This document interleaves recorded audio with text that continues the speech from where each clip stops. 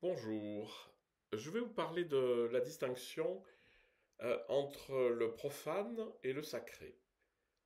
Je vous renvoie aussi à un livre magnifique de Mircea Eliade qui s'appelle justement Le profane et le sacré et qui m'a beaucoup inspiré. C'est important cette question parce que elle pose le rapport au divin. Donc le sacré se arrive toujours dans un espace de pensée où le divin est séparé du réel, enfin de la réalité euh, de notre monde tangible, hein. Et donc, pour rentrer en contact avec le divin, on va instituer des espaces et des temps consacrés. Consacrés.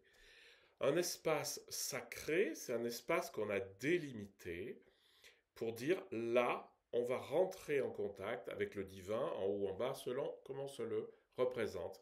Le temps sacré, c'est de dire de là à là, ça va être un temps réservé à Dieu.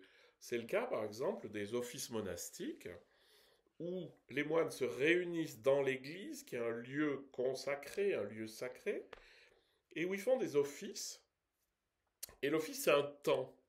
L'office, ça commence par le signe de croix, ça finit par le signe de croix, et entre les deux, le monde spirituel et le monde courant se mélangent.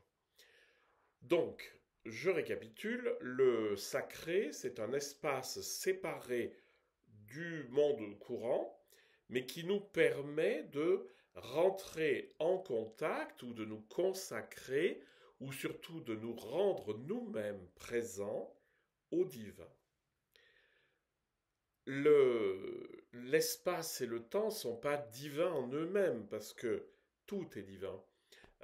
Parce que tout ce que nous voyons est créé. Si tout est créé, tout est dans la main de la divinité qui a créé, ou de l'instance qui crée tout ça.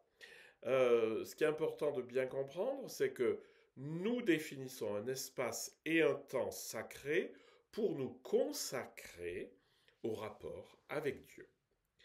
Alors c'est beaucoup enfin c'est essentiellement dans une manière religieuse de penser, c'est-à-dire où il y a Dieu d'un côté et le monde de l'autre.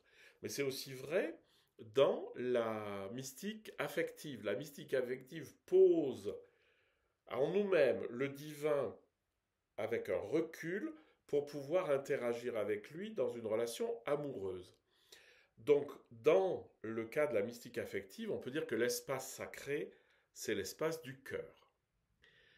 Voilà, je voulais juste vous dire ça parce que souvent on se mélange un peu les pinceaux et si on commence à dire ah ben voilà, ça c'est un lieu sacré, on a l'impression qu'il est sacré par lui-même. Non, il est simplement sacré parce que lorsque j'y vais consciemment et que j'habite consciemment ce lieu en sachant que c'est un temps et un lieu pour me consacrer à la présence de Dieu, ça va le rendre sacré.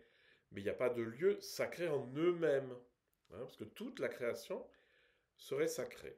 Voilà ce que je voulais vous dire sur le sacré et le profane, et surtout dans une perspective non dualiste, de se dire que en fait, la personne est sacrée, l'environnement est sacré, la nature et nous-mêmes, puisque nous faisons partie de la nature, l'environnement est sacré, le cosmos est sacré, tout est habité par le divin. Ça nous aide à ne pas voir l'autre, par exemple, comme juste celui qui nous empêche de faire ce qu'on a envie de faire, mais si je considère que cette personne est sacrée, ça m'aide à entrer avec elle dans une relation plus harmonieuse.